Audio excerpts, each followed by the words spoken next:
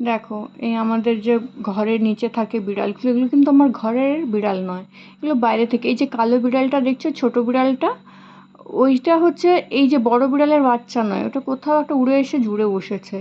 তাই মিনি ওর নাম, তাই ওকে পছন্দ করে না ঠিক, বুঝতে পারে নিজের বাচ্চা বলে, তাই ওকে ওর দলে রাখে না।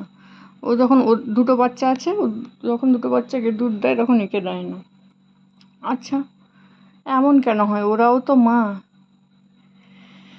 কয়েকদিন বিগত এই দেখো, ও দুটো বাচ্চাকেও দিচ্ছে, কিন্তু এই পাশে কালো বিড়ালটাকে দিচ্ছে না, যেহেতু ওর বাচ্চা নয়। তাই তাই আমি কি করলাম, আমার ঘরে দুধ ছিল, আমি একটু গরম করে নিয়ে নিচে নিয়ে গিয়ে ওকে খাওয়ালাম। সেটা অবশ্য ভিডিওতে আছে, দেখতে পাবে। আমি আগেই একটু বলে যাচ্ছি, কয়েকদিন ধরে আমি ভিডিওটা দেওয়া বন্ধ করে রেখেছিলাম। কেন জানো তো?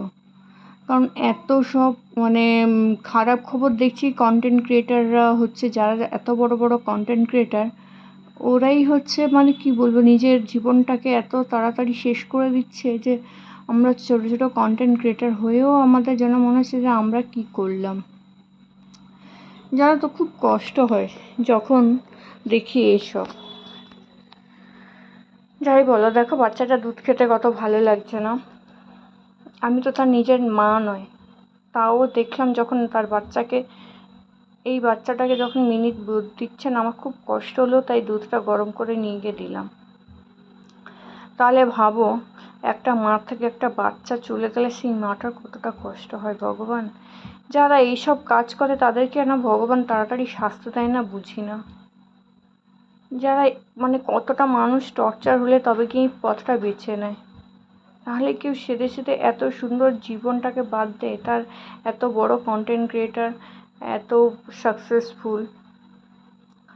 সত্যি কথা, আমি চাই যারা এই পাপটা করেছে, তাকে মানে এই জীবন থেকে যেতে বাধ্য করেছে, তাদের জন্য সত্যি সাজা হয়।